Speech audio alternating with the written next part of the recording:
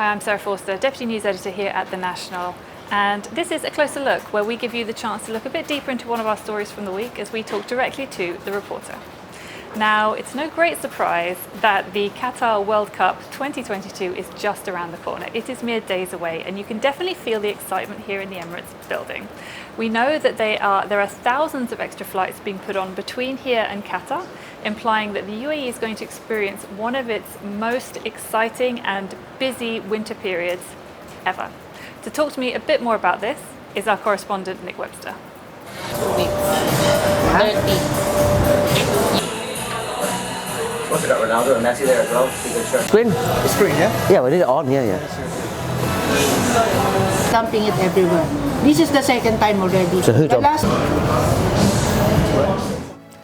Well, Nick is back here with me in the office now. Thanks for coming in, Nick. Okay, Sarah. So, it's days away, the World Cup, isn't it? Like, you can feel the excitement in the UAE, and that's what I want to talk to you about today.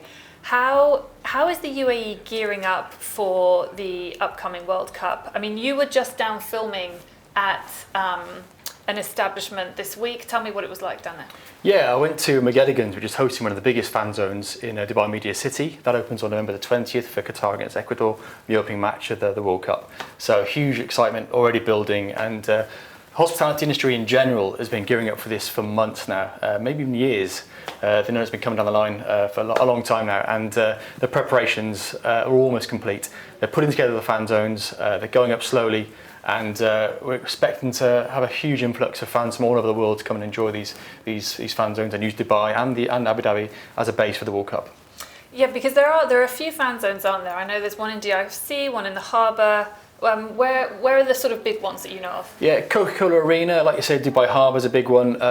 Media City is another huge one. DIFC, and also Expo is also showing games. So they've got big screens there, and you can catch 3 games a day in these places.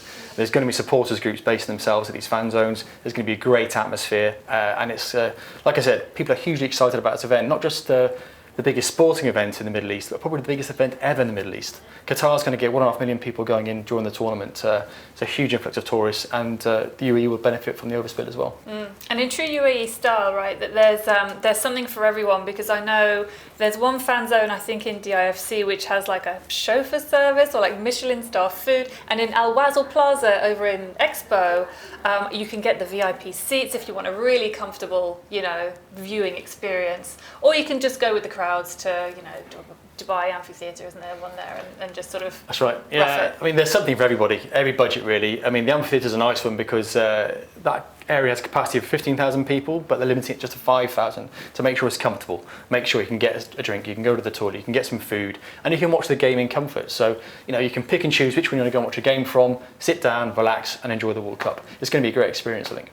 I know, it's very exciting. Now, we don't know exactly how many people are coming to the UAE to then go to Qatar to either go to a match or just go over there to enjoy the experience. But we do know that a lot of extra flights have been put on between here and there, right?